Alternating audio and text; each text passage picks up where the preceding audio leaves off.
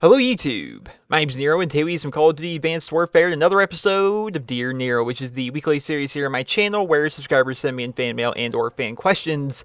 I do best go ahead and answer them. The gameplay you guys are watching right now is one of the matches I played yesterday with Exo Zombies with random people online, right? So my friends don't have the DLC yet, which is really kind of disappointing. I think I'm the only one that even has the season pass. I was really wanting to play some of this with them, maybe do some playthroughs of it on Nero's Let's Plays, have some fun with that, but none of them have it just yet, right? So I wanted to experience the map with some other people, and I played online with random people, which, if you've ever played zombies before, is usually a pretty bad experience. I do pretty good in this game. The team doesn't do necessarily that great, but I had a lot of fun playing it, trying to learn the map, stuff like that. I ended up going clutch on a couple times, so hopefully you guys will sit back, relax, and enjoy the gameplay. Also, a quick note is, I noticed on this map, for whatever reason, when I record it, it always seems to be very, very dark. Like, even if I apply my normal color correction, things like that, it always seems to be very, very dark. So I upped the brightness of the gameplay in this video just a little bit, so let me know in the comments if you guys like that, if it's working for you, because I was worried it might be a little bit too dark for some people.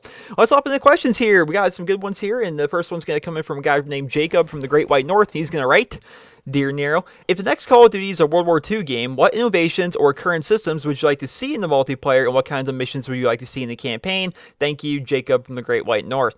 So assuming, let's just assume, right? Let's just assume that the next Treyarch game, the very next game coming out, is going to be a World War II game. What stuff would I like to see, like what innovations from current games? First and foremost, exosuits. I think there's a big debate about the exosuits. I think there really is. I asked people on Twitter, I'm like, so what's everyone's opinion on the exosuits? Some people are like, I don't like them. And other people are like, yeah, they're okay. Other people are like, I like them, but I don't want them in other games. It's kind of fun. Like, let's just do this, this year for Sledgehammer. Let's not do it again, or let's only do it when Sledgehammer games come out, and that can kind of be their thing. That kind of idea. And I think I tend to agree with that. I don't think I would want exosuits in every single Call of Duty game going forward, but I think I like the idea of having exosuits either just for Advanced Warfare or in all of these Sledgehammer games, right? Have that just be a Sledgehammer thing. Like, oh, Sledgehammer game's coming up, but I guess we're going to have to go back to having exosuits, that kind of idea. What would I like to see? What innovations? First and foremost, I think Scorestreaks are the way to go. I really do. I think Scorestreaks, in the past, I think I lend myself a bit more towards kill streaks, going back to like the original Black Ops, how that worked, where if you got an 11 kill streak, you just got your thing. You got your dogs, you got your chopper at 9, that kind of idea. I think I used to like that, but I think Scorestreaks are kind of nice as well, because it kind of tries to get people to play the objective a bit more. Big problem people had back during Modern Warfare 2 and the original Black Ops and stuff is because there's really no incentive to get the flags. People would ignore the flags in domination. They would kind of camp in like a very high traffic area, like a big power point of the map. They would kind of camp there. They'd camp in the back of the map or whatever they would do, and because of that, they would end up getting their kill streaks. They would end up losing by 100 points, but they would end up going like 40-5 throughout the entirety of the gameplay because there's really no incentive for them to play the objective, and they were okay with losing because one of the big problems Call of Duty's had for ages now, and I've been talking about, and I would love for Call of Duty to change this somehow, is I want more incentive to win, right? Maybe make it so if you win the match, you get double XP for that match, or if you lose the match, you lose a little bit of XP, or something like that. I don't know. I feel as though Call of Duty needs to go the route of where people will play the objective more and people actually try to win the matches more, rather than people doing well and losing every match. That kind of idea. So I don't know. I think Scorestreaks is something I'd like for them to bring into the next Call of Duty game. Even if it was World War II, I'd like to see them bring that. But aside from that, in terms of innovation, there's not really a whole lot. Like, I'd like to see combat records there, of course. I'd like to see that. Of course, we would like to see zombies in all future Call of Duty games. I said I want to have Scorestreaks in there. And other than that, there really isn't a ton of things that people have actually changed around about Call of Duty over these past couple years that wasn't necessarily already in, like Call of Duty World at War, for example. Like, it's basically the same kind of core game. They changed around the maps, they changed around the guns, they changed around the kill streaks, and because of that, it feels a bit different. Of course, they add and change things like combat record, they add and change things like being able to have a pick 10 system, which, yeah, do you have a pick 10 system? That could be good. I guess we could have that in there as well, rather than your traditional create class, or maybe a create class system similar to what we have here in Call of Duty Advanced Warfare. We can go ahead and do that as well. But overall, I just want a World War II game. I just want a World War II game, definitely. What kind of missions would I like to see in the campaign? I'd like to see ones that actually cover big events that happen in World War II, right? I'd like to see stuff that happened on D-Day, right? I'd like to see D-Day. I'd like to see Pearl Harbor. I'd like to see Stalingrad, that'd definitely be pretty cool to see that as well. And maybe some stuff that people haven't really covered. I don't feel as though they've honestly ever covered this, and this seems like the kind of thing they might end up covering now that games and movies and media in general is starting to get a bit more risque, is we might be able to see something like, let's see the atom bomb. Let's see what's going on with that. Let's lead up to that. Maybe that could be the big climactic ending to a World War II game, something like that. They've never actually covered it because it's kind of touchy, because we kind of just dropped the nuke on people and killed a lot of them. So we'll have to see if they end up doing anything with that. Just World War II, I think, is an interesting piece of history, and I would like to see more games go about that route, where they're showing stuff that happened in World War II and showing actual history within it, because I think we can all agree the amount of futuristic games that have been coming out, not just in Call of Duty, but in general, is kind of overwhelming. Let's take a step back. Let's go back in the past a little bit. Next question, he writes, Dear Nero, in a recent-ish episode of Dear Nero, you said that you had a PlayStation 2. I was wondering why you ended up switching from PlayStation to Xbox after that generation. Hunter from Calgary. So the first two questions are from people in Canada. So you're right, I did have a PlayStation 2, and I didn't get a PlayStation 3. I went right to the Xbox 360, and the reason for that is my cousin had a 360. What got me into Call of Duty and what got me really into gaming as a whole was I went over to my cousin's house one day. He was playing Call of Duty 3 online, and he let me play for a little bit. I thought it was so cool that you could play a war game online against and with other people, that kind of idea, because I played a bunch of the Medal of Honor, like some of the old school guys, like European Assault and Medal of Honor, something Rising Sun, right? Medal of Honor Rising Sun, playing those games on the PlayStation 2. I had a lot of fun with those. Those were some of my favorite games I had on that system. And then the idea was like, it's basically Medal of Honor. It's actually made by the same people that made Medal of Honor, actually, Call of Duty. And it was kind of cool that they could, we'd be able to play these games online, like with and against other people. I love that idea. So I'm like, okay, I want to get an Xbox 360 like my cousin has, so he and I can play online together. And that's why I've always kind of said this. When people are talking about whether or not you should get an Xbox One or whether or not you should get a PlayStation 4, I was always like, does it really matter? Aren't you just going to get the system that your friends or your family members are already playing on? Like, if you already play on the 360, well, aren't you just going to get an Xbox One because you already have your account, you already have your friends list, you already have all your friends and stuff like that? And the same thing goes for PlayStation. That's why I always went down that road, and I always thought that would happen. And some people switch, but I still think the majority of people just got the platform that is the next generation of what they already had. Like, if you have a PlayStation 4, I bet you probably had a PlayStation 3, and if you have an Xbox One, you probably had a 360 as well. Of course, there's going to be some exceptions, but I feel as though most people just get the console that their friends have, the console that they are already familiar with a little bit, that kind of idea. So I just go where my friends are and stuff like that. My friends start playing on PC, I end up playing on PC a bit more. I just like to play with people. I think for me, gaming is a big social thing more. Gaming's always been a hobby of mine, but I think a big part of that is the fact that it's a social thing. I like to play with my friends. I like to play with other people, and I enjoy that a lot more than playing single-player stuff. But not to say that single-player gaming does not have its place, because playing solo in video games is also pretty fun. It's not so much a Call of Duty, not so much a Call of Duty Online. Playing solo by yourself is not fun for me personally, but playing single-player games, RPG games, stuff like that, definitely a whole lot of fun. Speaking of RPG games, next question, he writes, Dear Nero, what did you make your character in Skyrim and the Elder Scrolls Online efficient in? I made mine efficient in magic and archery. Geo from New Jersey. So Skyrim. So Skyrim, I made a bunch of characters in Skyrim, but the main one I played was a Wood Elf, alright? And what's cool about Skyrim compared to, like, Elder Scrolls Online is in Skyrim, you are really free to do whatever you want. The talent tree in that game, you could do just about anything you'd want to do. If you want to be a magic caster who's also really, really good with, like, a sword and a shield, you can make that if you want to. You can make anything, you can spec into really anything you really want to do in that game. But me personally, I like the idea of, like, an assassin kind of character. I really like to use bows. I really like to use daggers when I was playing Skyrim. That's basically why I played as my little sneaky little wood elf sneaking around and hitting people with bows and daggers. And I've said it before, I'll say it again. I think one of the coolest parts about Skyrim was like the death animation. If you got like a super critical strike, like let's say for example, your quest is to go and infiltrate this base or something like that, where a bunch of bandits are hanging out or something like that. You sneak in there, right? You get down there in your stealth, and you have all your skills spec just right, and you one shot somebody with a bow. And when you do that, it does like a cinematic where it shows you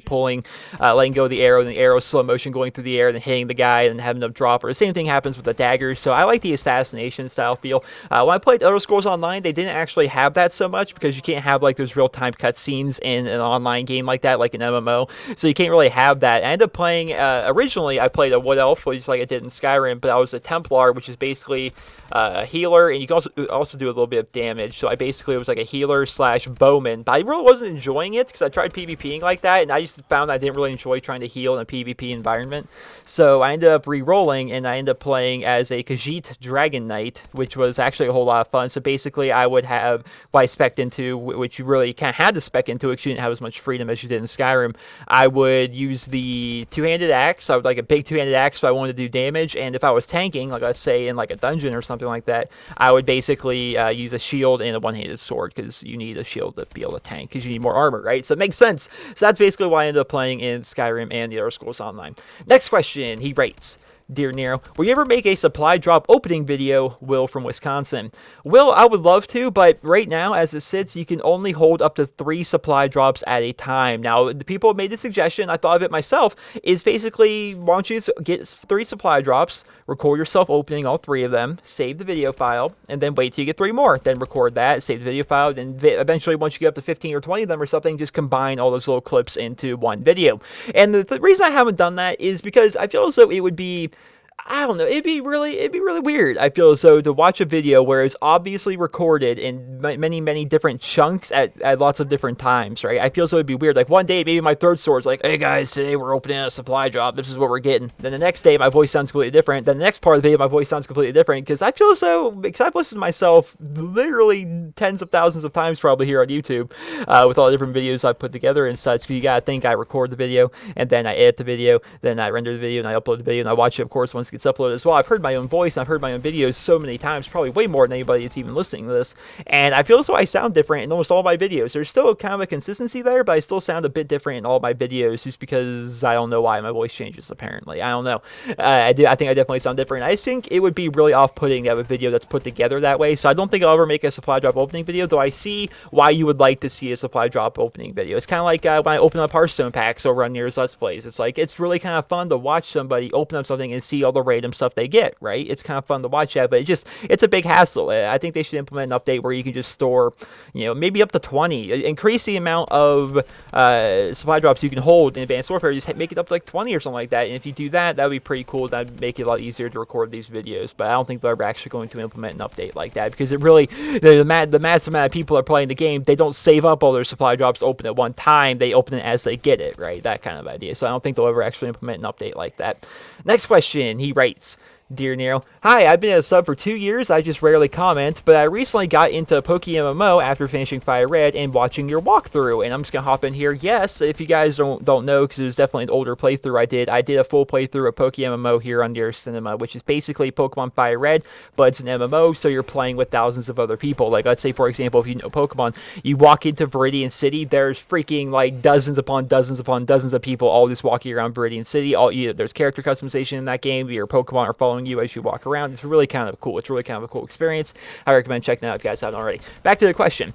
So I realized there is an Emerald version of Pokemon MMO, and I was wondering if you would ever do a walkthrough of a Hoenn on Pokemon MMO. Sincerely, Darian from New York. So Mr. Darian, I never actually knew about this. I googled it, and I can't find too much stuff about it. So apparently there is a PokeMMO version of Emerald, where the original one was of Fire Red, right? There is an Emerald version, apparently, and I've seen things on it, but I can't find like a download link. I can't find really anything about it that would be like go here, download this is how you start playing. Like, is it, last I knew they had people testing, like the most recent link I could find for it online was their Facebook page, and them trying to find people to test out things for them, almost like a beta in a way. So is that a full thing? Let me know. Anybody that would know in the comment section. Is PokeMMO Emerald version out? Let me know about that. I would definitely be interested to see about that, because I think it'd be fun to do another PokeMMO playthrough. I'll probably do it over on Nero's Let's Plays, of course, but I think it would be fun to do that. And of course, the beauty of PokeMMO is you can have your friends play. Like, that's the coolest part about it. That's what really kind of drew me to it, was my friends and I, we would hop on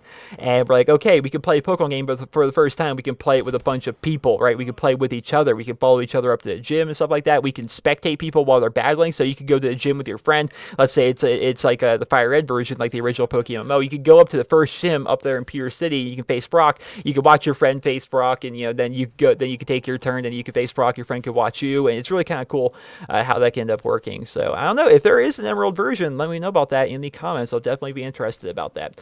Next question, he writes, Dear Nero, what do you think they need to add to Titanfall to make it better? Because I think the game is good, but nobody seems to agree with me. From Cristiano. All right, so Cristiano, I think I've answered this a lot of times, and it's basically the same answer that everybody else gives. So I think you're going to realize it's something they really need to change about the game, because everybody seems to have the same complaint about Titanfall. They need to have more guns. They need to have more guns in the game. The fact that there is like a total of 11 weapons in the game is mind-boggling why they thought that would be a fun idea, because people, you need more variety than that. You really need to have more variety. You see me complaining all the time in Advanced Warfare, there's no weapon variety, that people are only using the same 2 guns. In that game, people are only using the same guns because there's no other guns to even choose from. That kind of idea. They need to have more guns. They need to have more guns in the game. That was part of it. I could actually get past that for quite a bit. I would change around a lot. There's 2 different SMGs I would switch between. I would switch between the shotgun, and of course, I would use the carbine rifle. That was kind of fun. I would like that. I changed around my weapons a little bit in that game. Of course, the best I could, because there's only like 11 guns in the game total, but I did change around my guns. One of the biggest things that made me really kind of stop wanting to play Titanfall, and this may seem petty, I suppose, but regen requirements. I didn't like the regen requirements at all. So picture this if you guys didn't play Titanfall. Picture if every time you played Call of Duty and you wanted to prestige, you had to complete 5 different challenges to be able to prestige. Not just get up to the max level, then just hit prestige, but you had to do challenges instead. And these challenges were very tedious, very annoying challenges to get, because a lot of the time they were either something stupidly, absurdly hard, or they would force you to use some of the worst stuff in the game against other people who are using all the best stuff. So for example, there are specific Titan weapons which just aren't very good. These aren't very good. There's some of the Titan weapons just aren't that good. But you would get a challenge like you need to go get like 100 kills or whatever it was. So I think it was maybe 50 kills with this weapon, right? You have to down a certain amount of Titans with this weapon. It's like, but the weapon is awful, and it's really stupidly hard to do because nobody else is using this awful gun. Everyone else is using the chain gun or like a good Titan weapon, but I have to use this crappy one if I want to regen, which is the equivalent of prestige in that game. It was really annoying that they had to do that. One of them, I think they nerfed it, but yet they shoot 50 people after they ejected from their Titan. It's like, I can't even control that. Often people eject from their Titan basically right before their Titan blows up. So maybe 2 or 3 times a game you have a chance at getting that kill. And even then, it's really hard to get, because a lot of them, once they get into the air, they go invisible. So it's like, how am I supposed to do this? Like, the challenges to be able to, the prestige was annoying. I wanted to get up to max rank in the game. That's what I wanted to do, but the regen requirements were really, really tedious and really, really annoying to go through. And it really kind of coupled that with the fact that there were really no weapons in the game that really made it so I wasn't enjoying the game as much. I didn't want to play it as much. But it's getting to the point now where Titanfall, I feel as though, is one of those really good pick-em-up games, right? It's a really good game, I feel, that if you have a few friends, or even if you just want to play solo even, just hop online, play Titanfall for a couple hours, and chances are you will enjoy it. But I don't feel as though Titanfall has the staying power like Call of Duty does to be a game that you're going to invest, tens of days of playtime into every single year. I'm excited to see what Titanfall 2 is going to be like. I'm hoping there's going to be a Titanfall 2, and I'm actually getting the itch once again to go back and play Titanfall, because it's really fun. It is fun, right? Being able to run on walls, like, you think of like the double jumping in Advanced Warfare and how that can be kind of cool. The double jumping in that game is actually even better. The fact you can run on walls, just how smooth everything feels in that game. It's definitely a whole lot of fun. I'm starting to get the itches. Want to go back and play Titanfall for a little bit, and I want to record some of it from Nero's Let's Plays, to be honest. I would like to start doing, like, people are always asking me for live comms and stuff. I don't like doing live commentary on Call of Duty just because Call of Duty at times can be very, very frustrating. But live comming things like Titanfall, I think that would be a whole lot of fun. Just me and my friends hop on, let's go play some Titanfall, and we'll record it. And we'll post it up on Nero's Let's Play or something like that. So hopefully I can get them together and we can go play some Titanfall in the near future, because I think that'd be a whole lot of fun. Because Titanfall is a very, very, very fun game. Next question, he writes, Dear Nero, with Advanced Warfare being out for a while, and now that you've had a chance to use them all, what is your favorite score streak to use for fun? Mine is the Goliath or the Rippable Turret. Love your videos, keep up the great work. Noah from Utah. So Noah, I agree with you. The Rippable Turret is by far the most fun kill streak that I've had in Advanced Warfare so far. It's a whole lot of fun. So what I do is I get the remote turret, right? I get that, and then I use 3 different upgrades on it. I use support, so I can get it all the time, because I'm lazy that way. I use Rippable, of course, if you want to be able to rip it off, as well as I used, I forget what it's called, but basically it's the laser. You put the laser on your turret, so it's a whole lot of fun. Once you get your kill streak, you throw it on the ground, then you hold X next to it, or double tap X, I think it is, and then you basically rip the top of your turret off, and you're walking around with what is essentially a death machine. If you remember that from Black Ops 2 or from the original Black Ops, you're essentially walking around with a death machine, but it's a laser, and it's really kind of fun. I definitely have a whole lot of fun using it. It's by far the most fun kill streak that I play with in Advanced Warfare. In terms of bang for your buck, it's pretty good, but at the same time, it's kind of hard to equate that, because, like, I can probably get, 5, 6, or plus kills every time I use that turret, but at the exact same time, that thing is also replacing my primary weapon, and I'm running around acting as a Scorestreak. Like, it's basically my new gun, right? That's basically what that thing is. So I wonder if what's more efficient. Is it more efficient to run around with that and get kills with it, or is it more efficient to use something like a kill streak that can do work while you're also on the ground running around and getting kills with your gun? Is that more efficient? But at the same time, the question is, what is the most fun? And I gotta say, the most fun kill streak in the game, for me anyway, is the rippable laser turret. It's a whole lot of fun. Next question, he writes, Dear Nero, do you think we will ever get a field of view slider on console? Anthony from New Jersey. Anthony, I wish, man. I actually asked this on Twitter after I read your question. I'm like, why don't we have these yet? If you guys don't know, field of view sliders are amazing. They change around your field of view, and it's mostly on PC games. And I don't know, if you guys ever watched a Call of Duty video, it's really hard to describe, I suppose, but if you watched a Call of Duty video and you were it's very obvious that it was recorded on PC because the gun looks weird to you, because it looks weird. Like, it looks like the gun is further up on the screen than it usually would be, and that's because they changed around their field of view. The changing around the field of view is nice because it allows you to see more in front of you. And I've gotten some responses, and I've never really gotten any clear-cut responses from like Microsoft or Sony or anything like that, but some people say the hardware just can't run that, or the idea of having a field of view slider would be kind of like an advantage almost. Like, somebody running in a very high field of view would have an advantage over somebody that's not running in a very high field of view. That kind of idea. So there's various reasons for it, but apparently we've never actually gotten a field of view slider, even though we're on next-gen consoles now, and I think the hardware could support the idea of a field of view slider. So I don't know. I wish we could have it, to be perfectly honest. Like, that's one of the things I do all the time on PC. It's like, okay, I'm changing around my field of view because it's deliciously awesome, and it just looks good. It looks smooth. It's nice to be able to see a little bit more. It makes your gun look a little bit different. It's great. I love that. Definitely love that. Next question, he writes, Dear Nero, are you going to buy Battlefield Hardline, and what gun from any other Battlefield game or Call of Duty game would you like to see in that game? And this person did not leave his or her name.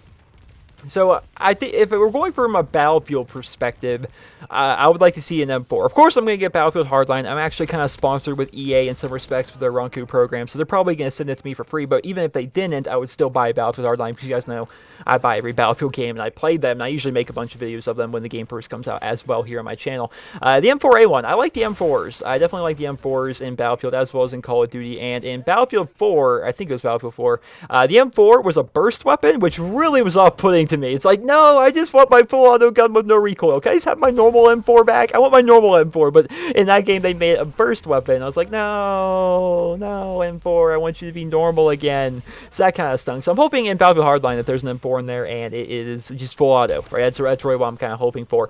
It'd also be fun, of course. I talk about this anytime someone's like, would you like to have a certain gun into a game? I'm like, yeah, I'd like to have the Thompson from World War II in there, because there's something about a World War II Tommy gun is so cool to me, but I don't think that would really fit that well into the theme of Battlefield Hardline. It's basically Battlefield but cops and robbers, SWAT team versus, elite criminals, that kind of idea. So I don't feel as though either organization would necessarily be using a Thompson from the 1940s. So I don't know, that's kind of a pipe dream, but I definitely think a full auto M4 could be in that game. That would definitely be awesome if it was. Next question, he writes, Dear Nero, I really enjoy this series. He's talking about Dear Nero. And I was wondering if you could find a way to upload each episode as a separate podcast. I would like to be able to listen to them without having to have YouTube running on my phone. It would be easier to just download them and have them on my phone so I can listen to them at any time, whether I'm at work or on a train or at home. Keep up the great work, Xavier from Phoenix. Or maybe his name is Xavier Phoenix. I don't know. There's no from in there. It just says Xavier Phoenix.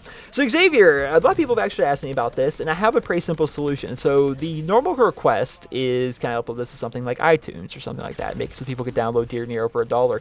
I don't like the idea of making subscribers pay for content, to be perfectly honest. I don't really think that's kind of a cool thing. I think you guys get everything for free, which is nice. Some people, they get so angry on YouTube. You see people sometimes get angry in the comments for whatever reason, or they I don't know, they just complain about random stuff, and it's like, you realize you haven't paid anything for YouTube or anything. You're not paying nothing. It's all free content. It's all 110% free. Nothing. I mean, you might watch an ad at the beginning of a video, but at the end of the day, you're not paying nothing, right? That's the beauty of YouTube. And I don't like the idea of making people pay for content.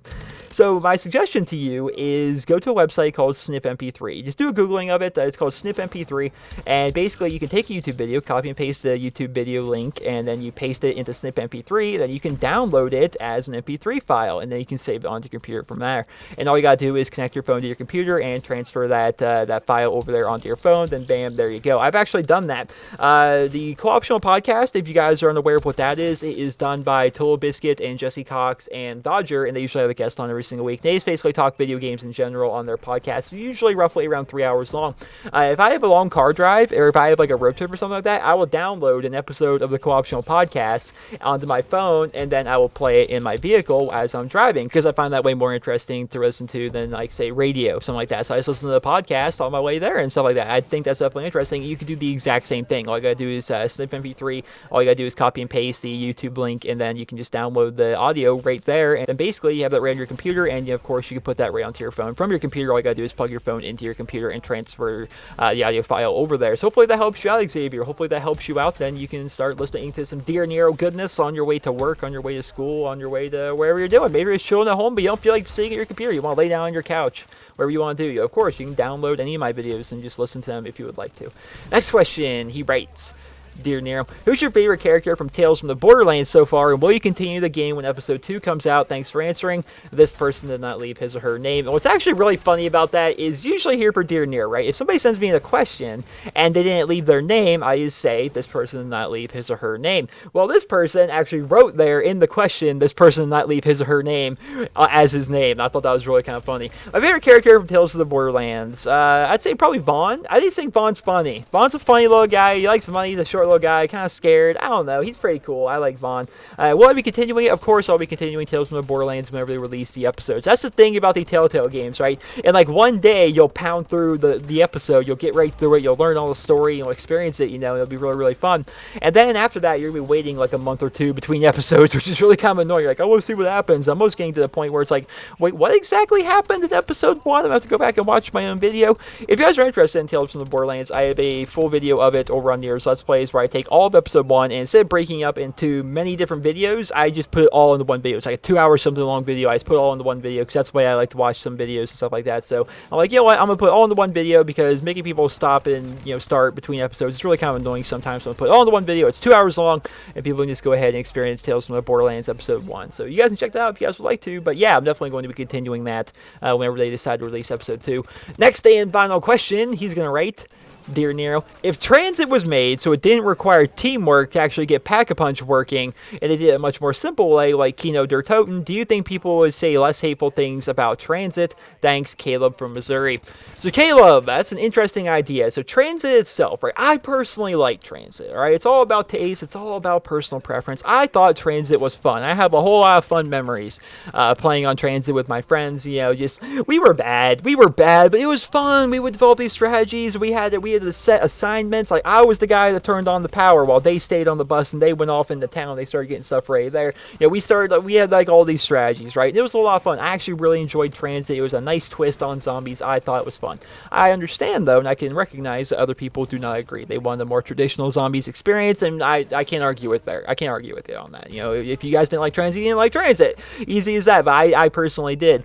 And I think one of the big parts people didn't like Transit though was it required a bunch of teamwork. It was honestly kind of a big pain to get Pack-a-Punch working, right? To get the Pack-a-Punch to be able to go upgrade your weapons, it was kind of a big pain. If it would have made it easier, like, so let's say, for example, just have Pack-a-Punch in a set area, like maybe put it at the farm, put it at town, put it somewhere where it's very, very simple and it didn't require people building up parts and stuff like that and just making it very, very convoluted. We could have done that, right? They could have done that and it probably would have been easier, and people probably would have liked Transit a bit more. What I'm excited about for the next Treyarch game is I'm hoping that their Zombies has another Transit style map. I feel so Transit itself was a great starting point for any this kind of open-ended zombies feel, right? I hope that the next Treyarch game has another map similar to Transit that you can play on this giant map if you so choose, or you could go ahead and break that map down into different little sections and have those also be playable zombie areas. Like, you think of Town. For me personally, Town was one of the better zombie maps that's ever come out. I thought Town was a great zombies map, even though it was pretty small. And in the grand scheme of things, Town was nothing more than just a small small little sectioned off portion of transit, right? Same thing goes for farm. I enjoyed playing on farm, especially playing Grief on farm. I thought that was a whole lot of fun. That was another zombies map, even though it's kind of small. That was basically just transit broken up, right? That kind of idea. So I hope that the next Treyarch Zombies game has another map that's kind of similar to transit, that's also broken down into little areas, because I definitely think that's cool. And of course, their DLC, you get full giant maps that are put together as full, standalone zombie maps. Are not part of transit whatsoever, and of course you can play on those as well. I think it works out pretty well. I'm really kind of hoping that there's another transit style theme with the maps and zombies for the next Treyarch Call of Duty game. I think that'll definitely be awesome. And that concludes, ladies and gentlemen, this week's episode of Dear Nero. We hit about 30 minutes again this week. That's about the average, I would say, for Dear Nero, about 30 minutes, somewhere in that time frame. But once again, I hope you guys all enjoyed the video, and if you did, please be sure to leave a rating where you guys feel the video deserves. And if you guys would like to submit your questions for next week's episode of Dear Nero, simply send me a personal message here on YouTube. It's a very, very simple process, guys. All you really got to do is go to my YouTube channel, go to the About tab, and from there you'll find a send message button. If you go there, you'll be able to send your message, and bada bing, bada boom, there is your question, and I'll read it at the end. If I like the question, or if I feel as though it fits in good with the show, or if it's a question I haven't answered a million times, I'll probably have it featured on next week's episode. So once again, I hope you guys all enjoyed this video, and if you did, please be sure to leave a rating. Hope you guys all have a wonderful day. Enemy taking Bravo. Losing Alpha. Losing Bravo. Warbird decode sequence activate. Warbird support request. Lost A. Enemy taking Charlie.